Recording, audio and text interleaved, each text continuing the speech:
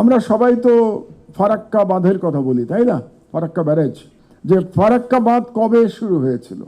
তৈরি করা শুরু হয়েছিল 1961 সালে, মানে পাকিস্তানি আমলে এটা তৈরি করা শুরু হয়েছিল, এবং এটা কনস্ট্রাকশন কমপ্লিট হয়ে গেছিল 1971 সালে। তার মানে 10 বছর মতো তারা কমপ্লিট হয়ে গেছিল পাকিস্তানি আমলে, কিন্তু তারা এটা চালু করতে পারে নাই। কারণ যখন আপনি একটা ইন্টারন্যাশনাল কোনো আন্তর্জাতিক নদীতে একটা বাঁধ দেবেন, এটা চালু করার জন্যে ভাটির যে দেশ তার সাথে আপনাকে একটা চুক্তি করতে হবে, এটাই ইন্টারন্যাশনাল ল।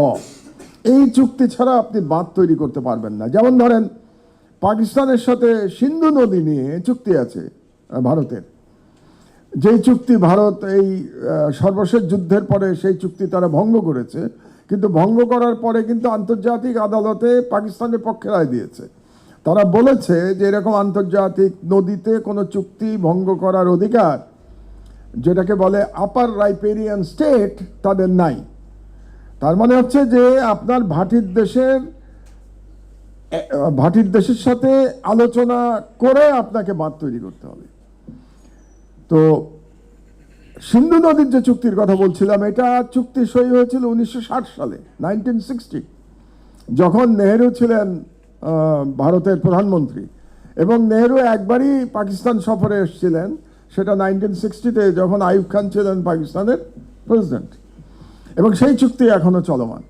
বাংলাদেশের ক্ষেত্রে দ্য অনলি টাইম কোনো চুক্তি ছাড়া ভারত ফারাক্কা বাঁধ চালু করেছিল 1975 সালে, 75 সালের এপ্রিল মাসে, এবং এটা চালু করেছিল শুধুমাত্র শেখ মুজিবকে একটা টেলিফোনে ইন্দিরা গান্ধী জানিয়ে দিয়েছিলেন যে আমরা বাঁধ চালু করছি, এবং বলা হয়েছিল এটা টেম্পোরারি চালু করা হচ্ছে, যেটা একটা মিথ্যা কথা ছিল।